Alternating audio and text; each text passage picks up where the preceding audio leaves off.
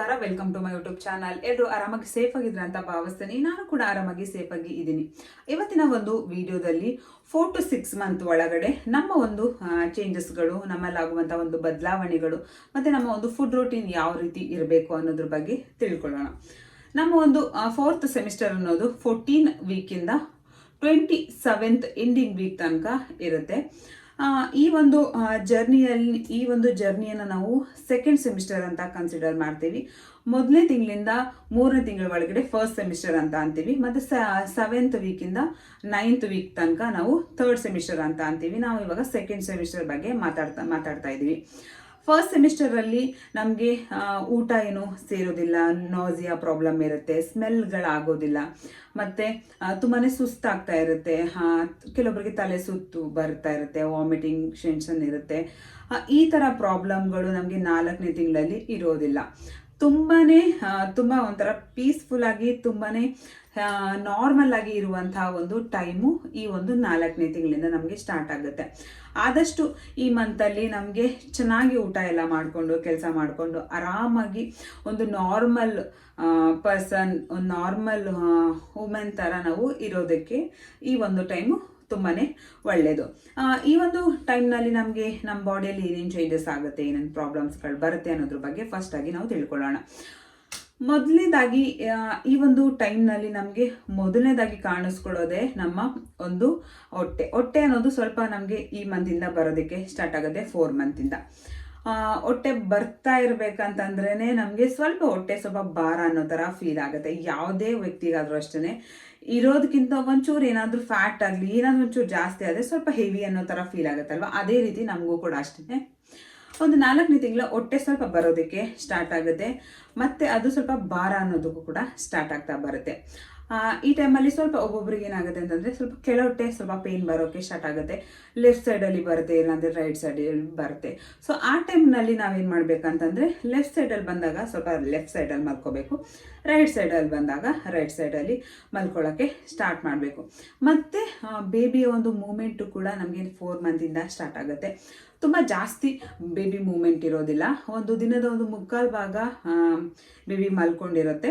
ಇನ್ನೊಂದು 1/4 ಭಾಗದಷ್ಟು ಅದು ಯಾವಾಗ ಆ್ಯಕ್ಟಿವ್ ಆಗಿರುತ್ತೆ ಆ ಟೈಮಲ್ಲಿ ಒಂದು ಸ್ವಲ್ಪ ಕಚ್ಚುಗಳು ಇಡೋ ಥರ ಬಟರ್ಫ್ಲೈ ಥರ ಸ್ವಲ್ಪ ಟಚ್ ಮಾಡೋ ಥರ ಫೀಲ್ ನಮಗೆ ಆಗುತ್ತೆ ಈ ಒಂದು 4 ಮಂತಲ್ಲಿ. ಅದಾದಮೇಲೆ 5th ಮಂತ್ ಕಳೀತಾ 6th ಮಂತ್ ಕಳೀತಾ ಅದು ಬೇಬಿ ಮೂವ್ಮೆಂಟ್ ಅನ್ನೋದು ನಮಗೆ ಜಾಸ್ತಿ ಆಗ್ತಾ ಬರುತ್ತೆ. ಅದಾದಮೇಲೆ ನಮ್ಮ ಸ್ಕಿನ್ನು ಕೂಡ ತುಂಬಾ ಚೇಂಜಸ್ ಆಗುತ್ತೆ. ಕೆಲವೊಬ್ಬರಿಗೆ ಚೇಂಜಸ್ ಆಗುತ್ತೆ, ಕೆಲವೊಬ್ಬರಿಗೆ ಚೇಂಜಸ್ ಆಗೋದಿಲ್ಲ, ಇರೋ ರೀತಿಯೇ ಇರುತ್ತೆ. ಅದು ಕೂಡ ನಮ್ಮ ಒಂದು ಬಾಡಿ ಮೇಲೆ ಡಿಪೆಂಡ್ ಆಗಿರುತ್ತೆ. ಪ್ರೆಗ್ನೆನ್ಸಿ ಅನ್ನೋದು ಕೂಡ ಅಷ್ಟೇ, ಒಬ್ಬರು ಪ್ರೆಗ್ನೆನ್ಸಿ ಥರನೇ ಇನ್ನೊಬ್ಬರು ಪ್ರೆಗ್ನೆನ್ಸಿ ಇರೋದಿಲ್ಲ, ತುಂಬಾ ಚೇಂಜಸ್ಗಳು ಇರುತ್ತೆ. ಸ್ಕಿನ್ನು ಕೂಡ ಅಷ್ಟೇ ತುಂಬ ಡ್ರೈ ಆಗೋ ಚಾನ್ಸಸ್ ಇರುತ್ತೆ, ನೆಕ್ ಭಾಗದಲ್ಲಿ ತುಂಬ ಬ್ಲ್ಯಾಕ್ ಆಗೋ ಚಾನ್ಸಸ್ ಇರುತ್ತೆ. ಆಮೇಲೆ ಬಾಡಿಯಲ್ಲೆಲ್ಲ ಸ್ವೆಲ್ಲಿಂಗ್ ಬರೋಕ್ಕೆ ಸ್ಟಾರ್ಟ್ ಆಗುತ್ತೆ. ಸೊ ಈ ಟೈಮ್ಗಳಲ್ಲಿ ನೀವೇನು ಮಾಡಬೇಕಂತಂದರೆ ನಾರ್ಮಲಾಗಿ ಆದಷ್ಟು ಸ್ವಲ್ಪ ಆಯಿಲ್ ಮಸಾಜ್ ಮಾಡ್ಕೊಳ್ಳೋದಾಗಿರಲಿ, ನಮ್ಮ ಸ್ಕಿನ್ನ ನಾವು ಚೆನ್ನಾಗಿ ಇಟ್ಕೊಳ್ಳೋಕ್ಕೆ ನಾವು ಸ್ಟಾರ್ಟ್ ಆಗಬೇಕತ್ತೆ. ಮತ್ತು ಪಿಂಪಲ್ಸ್ಗಳು ಬರೋಕ್ಕೆ ಸ್ಟಾರ್ಟ್ ಆಗುತ್ತೆ. ಫೇಸಲ್ಲೂ ಕೂಡ ನಾವು ಚೇಂಜಸ್ಗಳನ್ನ ನೋಡಬಹುದು. ಕೆಲವೊಬ್ಬರಿಗೆ ಆಗೋ ಚಾನ್ಸಸ್ ಇರುತ್ತೆ, ಕೆಲವೊಬ್ಬರಿಗೆ ಆಗೋ ಚಾನ್ಸಸ್ಸು ಕೂಡ ಇರೋದಿಲ್ಲ. ಮತ್ತು ನಮ್ಮ ಹೊಟ್ಟೆಯಲ್ಲಿ ಸ್ಟ್ರೆಚ್ ಮಾರ್ಕ್ಗಳು ಬರೋಕ್ಕೆ ಸ್ಟಾರ್ಟ್ ಆಗುತ್ತೆ. ಅದು ನಮ್ಮ ಬೇಬಿಯ ಒಂದು ಹೊಟ್ಟೆ ದಪ್ಪ ಆಗ್ತಾ ನಮ್ಮ ಗರ್ಭಕೋಶ ಇಗ್ಗುತ್ತಲ್ವ, ಸೊ ಅದರಿಂದನೂ ಕೂಡ ನಮ್ಮ ಹೊಟ್ಟೆಯಲ್ಲಿ ಮಾರ್ಕ್ಗಳು ಬರೋಕ್ಕೆ ಸ್ಟಾರ್ಟ್ ಆಗುತ್ತೆ. ಕೆಲವೊಬ್ಬರಿಗೆ ವೈಟ್ ಕಲರ್ ಬರುತ್ತೆ, ಕೆಲವೊಬ್ಬರಿಗೆ ರೆಡ್ ಕಲರ್ ಬರುತ್ತೆ. ಸೊ ಅದು ಬರೋದಕ್ಕಿಂತ ಮುಂಚೆ ನೀವೇನು ಮಾಡಬೇಕಂತಂದರೆ ವಾರದಲ್ಲಿ ಒಂದು 2-3 ದಿವಸ ಆದ್ರೂ ಈ ಕೊಬ್ಬರಿ ಎಣ್ಣೆ ಆಗಿರಲಿ, ಬಾದಾಮಿ ಎಣ್ಣೆ, ಹರಳೆಣ್ಣೆ ಇದನ್ನೆಲ್ಲ ಸ್ವಲ್ಪ ಬಿಸಿ ಮಾಡಿಕೊಂಡು ನೀವು ಮಸಾಜ್ ಮಾಡಿಕೊಂಡು ಸ್ನಾನ ಮಾಡೋದ್ರಿಂದ ನಿಮಗೆ ಆ ಒಂದು ಇಚ್ಚಿಂಗ್ ಅನ್ನೋದು ಸ್ವಲ್ಪ ಕಡಿಮೆ ಆಗುತ್ತೆ. ಡಾಕ್ಟರ್ಗಳು ಬಯೋ ಆಯಿಲು ಈ ಥರದ್ದು ಏನಾದರೂ ಕ್ರೀಮ್ಗಳನ್ನ ಕೊಟ್ಟಿರ್ತಾರೆ. ಬಟ್ ಅದಕ್ಕಿಂತ ಬೆಸ್ಟ್ ಆಪ್ಷನ್ ಅಂತಂದರೆ ನೀವು ಮನೇಲಿ ಮಾಡ್ಕೊಳ್ಳುವಂಥ ಒಂದು ಆಯಿಲ್ ಬಾತು ತುಂಬಾ ಯೂಸ್ಫುಲ್ ಆಗಿರುತ್ತೆ. ಇಲ್ಲಿ ಸಪೋಸ್ ಅದನ್ನು ಮಾಡಿಕೊಂಡು ನಾವು ಡಾಕ್ಟರ್ ಕೊಟ್ಟಿರೋ ಕ್ರೀಮ್ಗಳನ್ನು ಕೂಡ ಹಚ್ಕೊತೀನಿ ಅಂದರೆ ಅದು ಕೂಡ ತುಂಬಾ ಒಳ್ಳೆಯದು. ನಿಮ್ಗೆ ಇಷ್ಟ ಬಂದಿರುವಂತಹ ಒಂದು ಮಾಯ್ಶ್ಚರೈಸರ್ನ ಹಚ್ಕೊಳ್ಳೋದ್ರಿಂದನೂ ಕೂಡ ಬಾಡಿ ಒಂದು ಸಾಫ್ಟಾಗಿ ಇದ್ದಾಗ ಸ್ವಲ್ಪ ಇಚ್ಚಿಂಗು ಕೂಡ ಕಡಿಮೆ ಆಗ್ತಾ ಬರುತ್ತೆ. ಕೋಕೋನಟ್ ಆಯಿಲ್ ಹಚ್ಕೊಳ್ಳಬಹುದು, ಇಲ್ಲ ಅಂತಂದರೆ ಇಲ್ಲ. ಸೊ ಅದಾದಮೇಲೆ ನಮಗೆ ಕಾಲುಗಳು ಊತ ಬರುತ್ತೆ, ಕೈಗಳು ಊತ ಬರುತ್ತೆ, ಬಾಡಿಯಲ್ಲಿ ನಮಗೆ ನೀರು ತುಂಬ್ಕೊಳ್ಳೋಕ್ಕೆ ಸ್ಟಾರ್ಟ್ ಆಗುತ್ತೆ 4ನೇ ತಿಂಗಳಿಂದ. ಆವಾಗ ಸ್ವಲ್ಪ ಕೆಲಸ ಮಾಡಿಕೊಂಡು ಆದಷ್ಟು ಒಂದು ಸಣ್ಣ ಪುಟ್ಟ ಕೆಲಸಗಳನ್ನ ನಾವು ಮಾಡ್ಕೊಬೇಕಾಗುತ್ತೆ. ತುಂಬ ಸೋಂಬೇರಿ ಥರನೂ ಇರೋಕ್ಕೆ ಹೋಗ್ಬಾರ್ದು. 4ನೇ ತಿಂಗಳಿಂದ ಬೇಬಿ ಮೂಮೆಂಟ್ ನಮಗೆ ಸ್ಟಾರ್ಟ್ ಆಗ್ತಾ ಬರುತ್ತಲ್ವ, ಸೊ ಅದರಿಂದ ಬೇಬಿ ಮೂಮೆಂಟ್ ಆಡುವಾಗ ನಾವು ಹೊಟ್ಟೆಗೆ ಸ್ವಲ್ಪ ತಗುಲಿಸ್ಕೊಳ್ಳೋದು, ಕೆಲವೊಬ್ಬರಿಗೆ ಗೊತ್ತಾಗೋದಿಲ್ಲ, ತಗುಲಿಸ್ಕೊಂಡ್ಬಿಡ್ತಾರೆ. ಸೊ ಆ ಟೈಮ್ಗಳಲ್ಲಿ ಆ ಥರ ತಗುಲಿಸ್ಕೋಬಾರ್ದು. ಆದಷ್ಟು ಮೆಟ್ಲು ಹಿಡಿಯೋದು, ಮೆಟ್ಲು ಹತ್ತೋದು, ಈ ಥರ ರಿಸ್ಕ್ ಕೆಲಸಗಳನ್ನ ನಾವು ಮಾಡಲಿಕ್ಕೆ ಹೋಗಬಾರ್ದು. ಆರಾಮಾಗಿ ಸೇಫಾಗಿ ನಮ್ಗೆ ಆದಷ್ಟು ಈಸಿಯಾಗಿರುವಂತಹ ಕೆಲಸಗಳನ್ನ ಮಾಡಿಕೊಂಡು ಈ ಒಂದು 4ನೇ ತಿಂಗಳಲ್ಲಿ ಇರಬೇಕಾಗುತ್ತೆ. ಅದಾದಮೇಲೆ ನಾವು ಆದಷ್ಟು ನಾವು ಮಲ್ಕೋಬೇಕಾದ್ರೆ ಲೆಫ್ಟ್ ಸೈಡಲ್ಲಿ ನಾವು ಮಲ್ಕೋಬೇಕಾಗುತ್ತೆ. ಯಾಕೆ ನಾವು ಲೆಫ್ಟ್ ಸೈಡಲ್ಲಿ ಮಲ್ಕೋಬೇಕು ಅಂತಂದರೆ, ನಾವು ಏನೇ ಊಟ ಮಾಡಿದ್ದು ಮತ್ತು ನಮ್ಮ ಬೇಬಿಯ ಒಂದು ಡೆವಲಪ್ಮೆಂಟ್ಗೆ ನಾವು ಲೆಫ್ಟ್ ಸೈಡಲ್ಲಿ ಮಲ್ಕೊಳ್ಳೋದು ತುಂಬಾ ಒಳ್ಳೆಯದು. ಮತ್ತು ನಾವು ಏನೇ ಊಟನ ಆಹಾರನ ತೊಗೊಂಡ್ರು ಅದು ಲೆಫ್ಟ್ ಸೈಡಲ್ಲಿ ಮಲ್ಕೊಂಡಾಗ ನಮಗೆ ಅದು ಬೇಗನೆ ಡೈಜೆಷನ್ ಆಗುತ್ತೆ. ನಾರ್ಮಲ್ ಡೇ ಟೈಮಲ್ಲಿ ನೀವು ರೈಟ್ ಇಲ್ಲಾಂದರೆ ಲೆಫ್ಟ್ ಯಾವ ಕಡೆ ಆದರೂ ನೀವು ರೆಸ್ಟ್ ಮಾಡ್ಬೋದು. ಮತ್ತು ಕೆಳಗಡೆ ಕಾಲುಗಳು ಊತ ಬರ್ತಾ ಇರುತ್ತೆ, ಸೊ ಕೆಳಗಡೆ ಕೂತ್ಕೊಂಡು ನೀವು ಏನೋ ನಾರ್ಮಲಾಗಿ ನೆಲದ ಮೇಲೆ ಕೂತ್ಕೊಂಡು ಕಾಲುಗಳ ಕೆಳಗಡೆ ಸ್ವಲ್ಪ ಪಿಲ್ಲೋನ ಇಟ್ಕೊಳ್ಳೋದ್ರಿಂದ ಸ್ವಲ್ಪ ಕಾಲುಗಳ ಊತಗಳನ್ನ ನೀವು ಕಡಿಮೆ ಮಾಡ್ಕೊಬೋದು.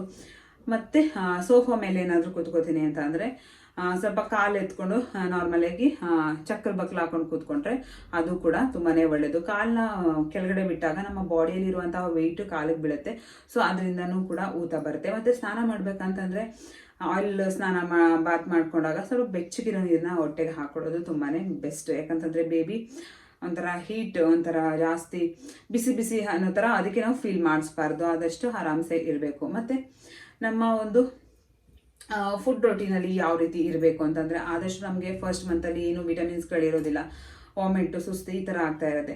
ಬಟ್ ನಮ್ಮ ಸೆಕೆಂಡ್ ಸೆಮಿಸ್ಟರ್ ಬಂದಾಗ ಊಟ ಎಲ್ಲ ಚೆನ್ನಾಗಿ ಮಾಡ್ತಾ ಇರ್ತೀವಿ. ಮೊದಲಿಗೆ ಬೇಬಿ ಒಂದು ಮೂಳೆಗಳೆಲ್ಲ ಚೆನ್ನಾಗಿ ಗ್ರೋತ್ ಆಗ್ತಾ ಇರುತ್ತೆ, ಬ್ರೈನ್ ಎಲ್ಲ ಚೆನ್ನಾಗಿ ಗ್ರೋತ್ ಆಗ್ತಾ ಇರುತ್ತೆ, ಮತ್ತು ಸ್ಕಿನ್ನು ಮತ್ತು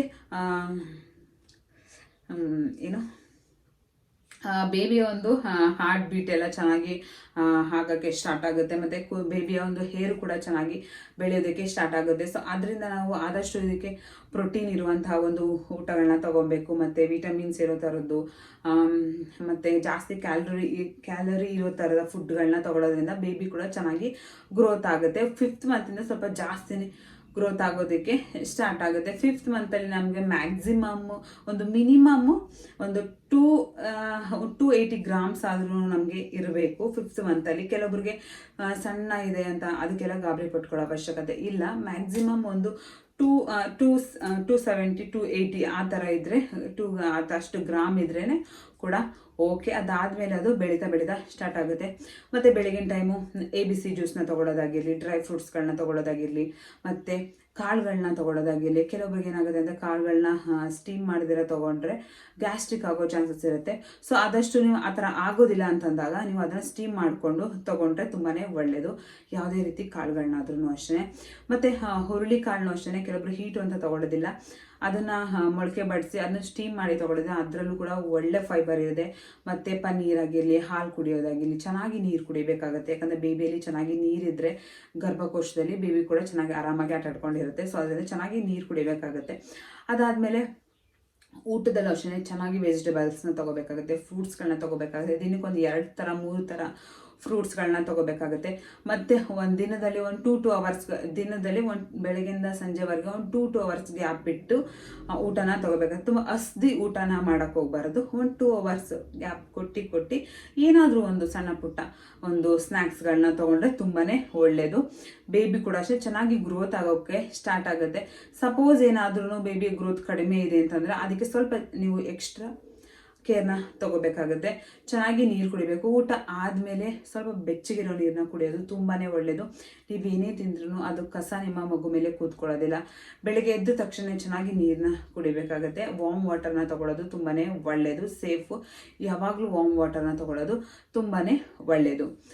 ಇದು ಇಷ್ಟ ಆಗಿರುತ್ತೆ ನಮ್ಮ ಒಂದು ಫುಡ್ ರೊಟೀನ್. ಮತ್ತು ಟ್ಯಾಬ್ಲೆಟ್ಗಳಾದ್ರೂ ಅಷ್ಟೇ, ಕೆಲವೊಂದು ಕ್ಯಾಲ್ಶಿಯಂ ಆಗಿರಲಿ, ಐರನ್ ಟ್ಯಾಬ್ಲೆಟ್ ಆಗಿರಲಿ, ಈ ಥರ ಟ್ಯಾಬ್ಲೆಟ್ಗಳನ್ನೂ ಕೂಡ ನೀವು ತೊಗೋಬೋದು. ಕೆಲವೊಬ್ರು ಏನು ಮಾಡ್ತಾರೆ, ಈ ಫ್ರೂಟ್ಸ್ ಅದು ಇದು ತೊಗೊಳ್ದೇ ಇರೋ ಸೋಂಬೇರಿತನ ಇರೋರಿಗೆ ಈ ಕ್ಯಾಲ್ಶಿಯಂ ಟ್ಯಾಬ್ಲೆಟ್ಗಳ ಮುಖಾಂತರನಾದ್ರೂ ಬೇಬಿಯ ಒಂದು ಗ್ರೋತ್ ಚೆನ್ನಾಗಾಗಲಿ ಅಂತ ಅಂದ್ಬಿಟ್ಟು ಮಾತ್ರೆಗಳನ್ನ ಸಜೆಷನ್ ಕೊಡ್ತಾರೆ. ಸೊ ಅದನ್ನು ಕೂಡ ನೀವು ತಗೋಬೇಕಾಗತ್ತೆ. ಈ ಒಂದು ಸೆಕೆಂಡ್ ಸೆಮಿಸ್ಟರಲ್ಲಿ ಯಾವುದೇ ರೀತಿಯ ಒಂದು ಇಂಜೆಕ್ಷನ್ ಆ ಥರದ್ದೇನು ಇರೋದಿಲ್ಲ, ಸ್ಕ್ಯಾನಿಂಗ್ ಮಾತ್ರ ಇರುತ್ತೆ. ಅದು 5th ಮಂತಲ್ಲಿ ಒಂದು ಅನಾಮಲಿ ಸ್ಕ್ಯಾನಿಂಗ್ ಅನ್ನೋದಿರುತ್ತೆ. ಅದರಲ್ಲೂ ಕೂಡ ಅಷ್ಟೇ ನಿಮ್ಮ ಬೇಬಿಯ ಒಂದು ಫುಲ್ ಡೀಟೇಲ್ಸ್ ಕೂಡ ನಿಮಗೆ ಸಿಗುತ್ತೆ. ಬೇಬಿ ಚೆನ್ನಾಗಿ ಗ್ರೋತ್ ಆಗೋಕ್ಕೇನೆ ಅವಾಗ ಫಿಫ್ತ್ ಮಂತಿಂದ ಸ್ಟಾರ್ಟ್ ಆಗ್ತಾ ಇರೋದ್ರಿಂದ ನೀವೇನೇ ಊಟ ತಿಂದ್ರೂ ಅಷ್ಟೇ ಅದು ನಿಮ್ಮ ಬೇಬಿ ಡೈರೆಕ್ಟ್ 5th ಮಂತಿಂದ ಹೋಗೋಕ್ಕೆ ಸ್ಟಾರ್ಟ್ ಆಗುತ್ತೆ.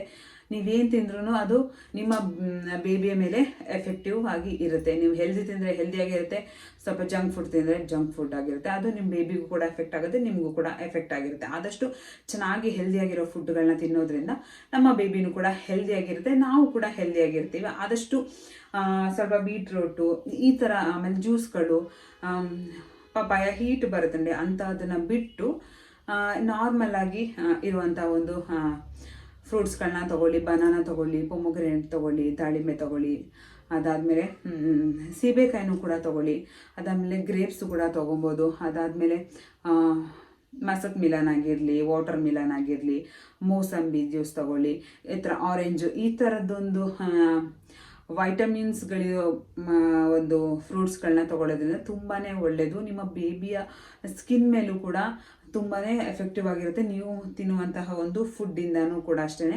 ಮತ್ತು ನೀವು ತಿನ್ನೋ ಫುಡ್ಡಿಂದನೇ ನಿಮ್ಮ ಒಂದು ಸ್ಕಿನ್ನು ಕೂಡ ಅಷ್ಟೇ ಚೆನ್ನಾಗಿರುತ್ತೆ. ನಿಮ್ಮ ಸ್ಕಿನ್ನಲ್ಲೂ ಕೂಡ ನೀವು ಚೇಂಜಸ್ಗಳನ್ನ ನೋಡ್ಬೋದು. ಈ ಒಂದು ಪ್ರೆಗ್ನೆನ್ಸಿ ಜರ್ನಿಯಲ್ಲಿ ಕೆಲವೊಬ್ಬರಿಗೆ ಮಾತ್ರ ಚೇಂಜಸ್ ಆಗೋದು ಇರುತ್ತೆ, ಕೆಲವೊಬ್ಬರಿಗೆ ಏನು ಚೇಂಜಸ್ ಆಗಿರೋ ತುಂಬಾ ಫೇರ್ ಆಗೋ ಚಾನ್ಸಸ್ಸು ಕೂಡ ಈ ಒಂದು ಪ್ರೆಗ್ನೆನ್ಸಿಯಲ್ಲಿ ಇರುತ್ತೆ. ಸೊ ಅದು ನಿಮ್ಮ ಒಂದು ಬಾಡಿ ಮೇಲೆ ಡಿಪೆಂಡ್ ಆಗಿರುತ್ತೆ. ಮತ್ತು ಈ ಒಂದು ಪುಟ್ಟ ಬ್ಲಾಗ್ ನಿಮಗೆ ಇಷ್ಟ ಆಗಿದ್ರೆ, ಒಂದು ಇನ್ಫಾರ್ಮೇಷನ್ ನಿಮಗೆ ಯೂಸ್ಫುಲ್ ಅಂತ ಅನ್ಸಿದ್ರೆ, ಪ್ಲೀಸ್ ನೀವು ಮಾಡ್ಕೋಬೇಕಾಗಿರೋದೇನು ಅಂದರೆ ಒಂದು ಪುಟ್ಟ ಲೈಕ್, ಶೇರ್, ಕಮೆಂಟ್ ಮಾಡಿ, ಸಬ್ಸ್ಕ್ರೈಬ್ ಮಾಡಿಕೊಂಡು ಸಪೋರ್ಟ್ ಮಾಡಿ. ನನ್ನ ಕೈಲಿ ಆದಷ್ಟು ನನಗೂ ಯೂಸ್ಫುಲ್ ಆಗಿರುವಂಥ ಒಂದು ವೀಡಿಯೋಸ್ಗಳನ್ನ ನಾನು ಶೇರ್ ಮಾಡ್ಕೊತಾ ಇದ್ದೀನಿ. ಯಾಕಂತಂದ್ರೆ ಇದು ನನ್ನ ಒಂದು ಸ್ಟಾರ್ಟಿಂಗ್ ವೀಡಿಯೋಸ್ಗಳಾಗಿರೋದನ್ನ ಸ್ವಲ್ಪ ಮಾತಾಡೋದ್ರಲ್ಲಿ ಹಾಗೆ ಹಿಂಗೆ ಅಂತ ಅನ್ಸಿದ್ರೆ ಪ್ಲೀಸ್ ಅರ್ಥ ಮಾಡ್ಕೊಳ್ಳಿ. ಹೋಗ್ತಾ ಹೋಗ್ತಾ ಅದು ಸರಿ ಹೋಗುತ್ತೆ ಅಂತ ನಾನು ಅಂದ್ಕೊತೀನಿ. ಮತ್ತು ವಿಡಿಯೋ ಇಷ್ಟ ಆಯ್ತಾ, ಏನು ಯೂಸ್ಫುಲ್ ಅಂತ ಅನಿಸ್ತಾ ಅಂತ ಕಾಮೆಂಟ್ ಮಾಡಿ ಹೇಳಿ. ಮತ್ತು ಸಬ್ಸ್ಕ್ರೈಬ್ ಮಾಡ್ಕೊಳ್ಳೋದನ್ನು ಮರಿಬೇಡಿ. ಓಕೆ, ನನ್ನ ವಿಡಿಯೋನ ನೋಡಿದ್ದಕ್ಕೆ ತುಂಬಾ ಥ್ಯಾಂಕ್ಸ್. Love you all.